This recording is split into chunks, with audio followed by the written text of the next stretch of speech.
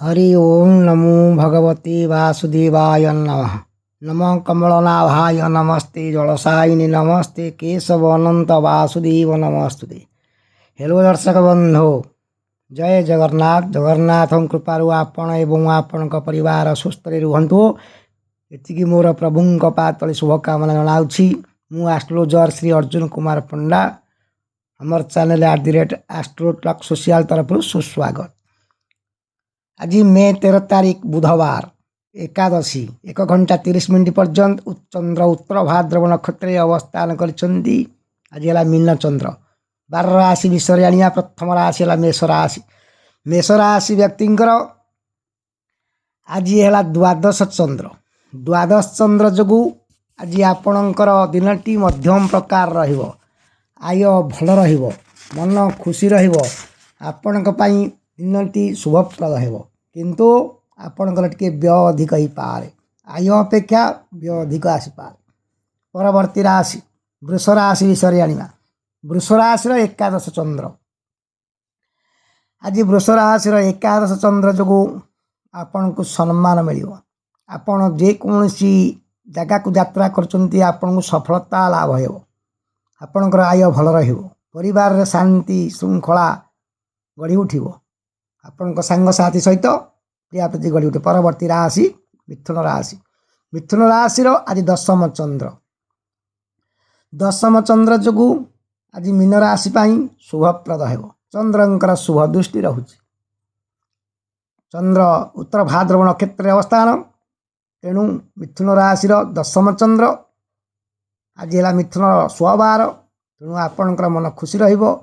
आय भल रहिबो। आपण दिनटी अत्यंत शुभप्रद हेबो। परवर्ती राशि कर्कट राशि। कर्कट राशि आज है नवम चंद्र, किंतु कर्कट राशि घात बार रहुछि। आज आपणकर आज आय भल रहिबो, बंधु लाभ हेबो, सम्मान मिलिबो, किंतु घात बार जो कौनसी शुभ कार्य करि परिबे नाही। आपणक दिनटी शुभप्रद, किंतु घात बार जो असुविधा सृष्टि कराइबो। परवर्ती राशि सिंह राशि। सिंह राशि अष्टम चंद्र।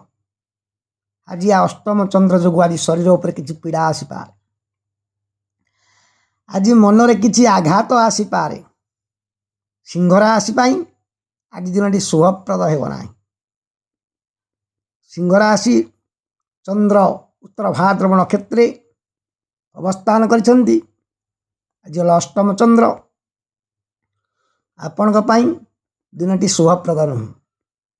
आघात प्राप्ति हो, शरीर उपर किसी पीड़ा आसो, मस्तिष्क मध्य के टेंशन आसी पारे। आज हृदरोग थे आपण स्पंदन अधिक बढ़े जाई पारे। आपण दिनटी शुभप्रद हेब नाही। परवर्ती राशि कन्या राशि। कन्या राशि आज है सप्तम चंद्र। सप्तम चंद्र जो आपणकर दिनटी शुभप्रद हेबो। आपणकर प्रीति वृद्धि हेब। सांगसाथी सहित आपण खुशी बास रे दिनटी कटिबो। आपणकर फैमिली परिवार सहित आपणकर दिनटी शुभप्रद हेबो। पिला मानकर कैरियर रे आज मन खुशी रहिबो। आज है कन्यार अधिपति है बुध। आज है बुधवार 16 तेणु आपण दिनटी अत्यंत शुभ। आपड़ जेकोसी जिनस क्रय करने चाहते आज क्रय करूँ। आपंकर आय भल रहिबो, लाभवान हेबे, यश लाभ करे। परवर्ती राशि तुला राशि। तुला राशि षष्ठ चंद्र। तुला राशि षष्ठ चंद्र जो आपण आज दिनटी शुभप्रद हेबो। कौन सी द्रव्य आपण को मिल पारे। आज आपणकर मन खुशी रहिबो, आय भल रहिबो, शरीर सुस्थ रहिबो। आपण दिनटी अत्यंत शुभप्रद हेबो। परवर्ती राशि बिछा राशि। बिछा राशि आज पंचम चंद्र।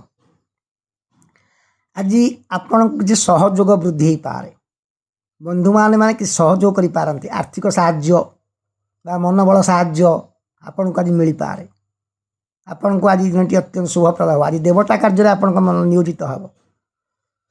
देवता पूजा आपणकर मन खुशी रहिबो, परिवार संतुष्ट हेबे, तेणु आपणकर जस कीर्ति लाभ हेबो। आपणकर दिनटी अत्यंत शुभप्रद हेबो। परवर्ती राशि धनुराशि। धनुराशि आज चतुर्थ चंद्र। धनुर अधिपति हेले बृहस्पति। ଆଜି ହେଲା ବୁଧବାର, ତେଣୁ ଆଜି ଆପଣଙ୍କ ପାଇଁ ଦିନଟି ଶୁଭପ୍ରଦ ହେବ ନାହିଁ। ଧନୁରାଶିର ଚତୁର୍ଥ ଚନ୍ଦ୍ର ଯୋଗୁଁ ଆଜି ନାନା ପ୍ରକାର ଅଶାନ୍ତି ସୃଷ୍ଟି ହେବ। କଳି ଝଗଡ଼ା ସୃଷ୍ଟି ହୋଇପାରେ, କଳହ ଚନ୍ଦ୍ର, ଋଣ ବୃଦ୍ଧି ହୋଇପାରେ, ମନ ଭଲ ରହିନପାରେ।